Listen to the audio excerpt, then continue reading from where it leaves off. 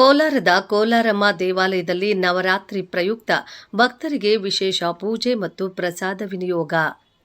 ಶರನ್ನವರಾತ್ರಿ ಪ್ರಯುಕ್ತ ನಗರ ದೇವತೆ ಶ್ರೀ ಕೋಲಾರಮ್ಮನಿಗೆ ವಿಶೇಷ ಅಲಂಕಾರ ಮತ್ತು ಸೇವಾ ಕಾರ್ಯಕ್ರಮಗಳು ನಡೆದವು.